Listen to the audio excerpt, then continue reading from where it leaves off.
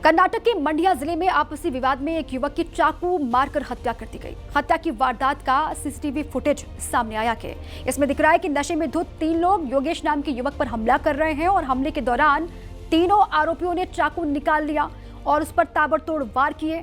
योगेश बचने की कोशिश करता है लेकिन हमलावर लगातार उस पर हमला करते रहते हैं। इस हमले में योगेश की मौत हो गई। पिछले साल 3 आरोपियों में से एक युवक के साथ योगेश का झगड़ा हुआ था, कोई विवाद था पुराना। इसी बात को लेकर बहस शुरू हुई और हत्या कांड को अंजाम दे दिया गया। पुलिस ने आरोपियों की धरपकड़ के लिए स्पेशल टीम का गठन किया है और पुलिस ये कह रही है कि जल्द ही इनकी गिरफ्तारी हो जाएगी।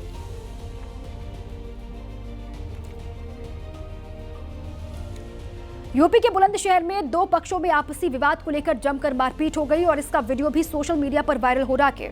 इसमें 2 पक्ष लाठी डंडों और ईंट पत्थरों से एक दूसरे पर हमला करते हुए दिखाई दे रहे हैं। ये एक दूसरे पर किस तरीके से वार किया जा रहा है, महिला और पुरुष दोनों ही इस मारपीट में शामिल हैं। हैरानी की बात तो यह है कि मौके पर जब पुलिस पहुंची तो उसके सामने भी ये लोग रुके नहीं और एक दूसरे को मारते रहे, मारपीट करते रहे। मारपीट की इस घटना में कई लोग दोनों ही पक्षों के घायल बताए जा रहे हैं। यूपी के बुलंदशहर का ये मामला है, आपसी विवाद। हालांकि पुलिस देखिए, आप पुलिस वहीं पर मौजूद है, समझाने की कोशिश भी कर रही है और पुलिस का एक जवान तो खुद ही वीडियो शूट करता हुआ दिखाई दे रहा है, वीडियो बनाता हुआ। रोकने की कोशिश की जा रही है लेकिन लोग गुस्से से आग बबूला दोनों ही पक्षों के और एक दूसरे पर लगातार वो मारपीट कर रहे हैं।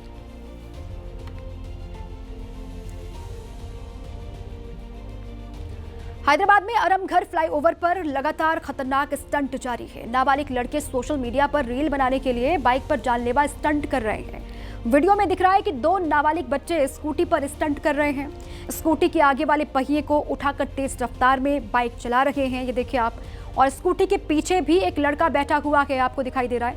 वो डर रहा है लेकिन स्टंट करने से बाज नहीं आ रहे हैं। ये लड़कों के दोस्त भी अपनी बाइक पर स्टंट कर रहे हैं। आरामघर फ्लाईओवर पर पहले भी स्टंटबाजी के दौरान हादसे हो चुके हैं। कुछ समय पहले इस फ्लाईओवर पर 2 युवकों की मौत भी हो चुकी है। रात के समय स्टंट की घटनाएं लगातार यहां बढ़ रही हैं। जब पुलिस निगरानी कम होती है तो इस तरीके से रीलबाज यहां पर एक्टिव हो जाते हैं। ये आरामघर फ्लाईओवर बताया जा रहा है और इस तरीके के पहले भी कई मामले यहां से सामने आ चुके हैं। पुलिस का कोई खौफ नहीं है और रील के चक्कर में अपनी जिंदगी को जोखिम में डाला जा रहा है।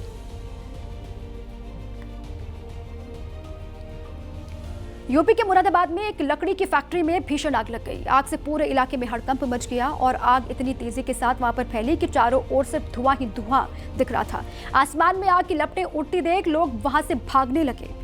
सूचना मिलने पर फायर ब्रिगेड की कई गाड़ियां यहां पहुंची। दमकल विभाग की टीम आग पर काबू पाने में जुटी हुई है।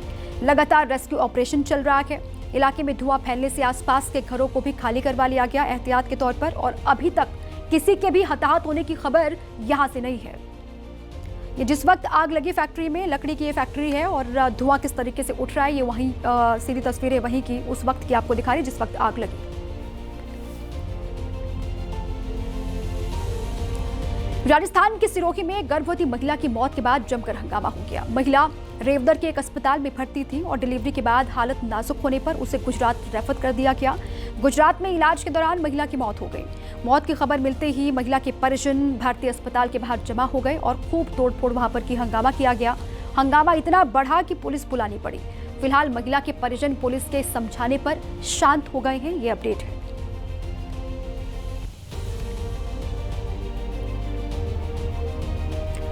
जम्मू कश्मीर के उधमपुर में सीआरपीएफ जवानों को लेकर जा रही गाड़ी हादसे का शिकार हो गई। इस हादसे में सीआरपीएफ के 3 जवानों की जान चली गई, वहीं करीब 15 जवान घायल बताए जा रहे हैं। हादसे के बाद मौके पर रेस्क्यू ऑपरेशन जारी है।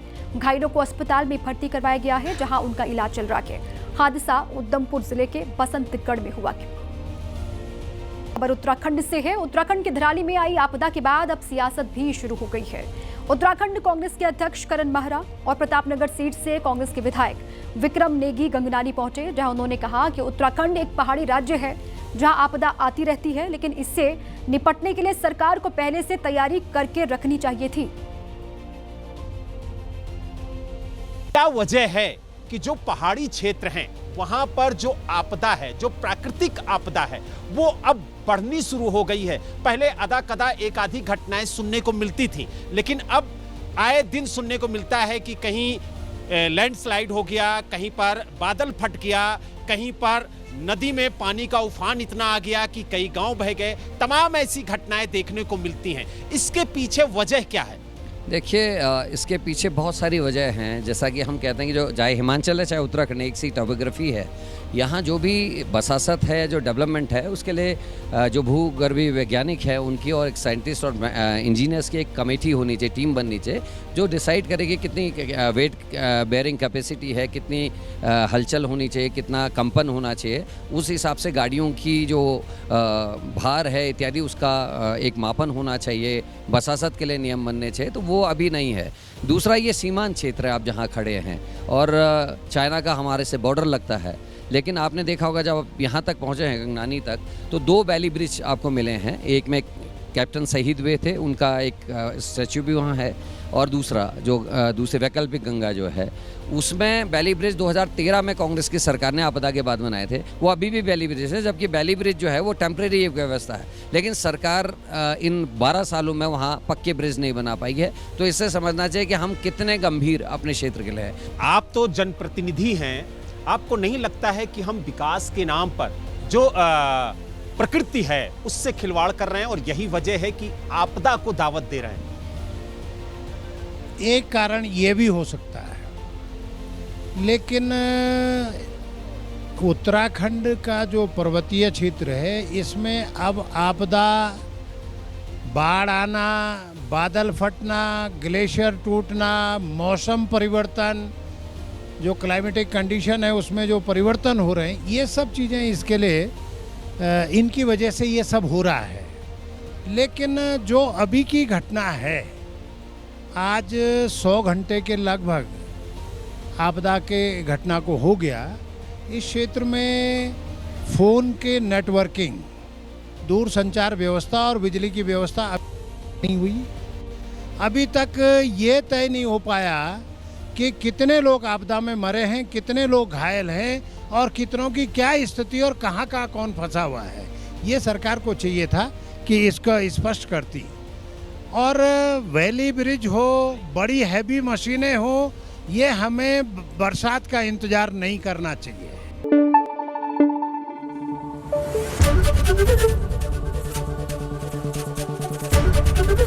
एबीपी न्यूज़ आपको रखे आगे।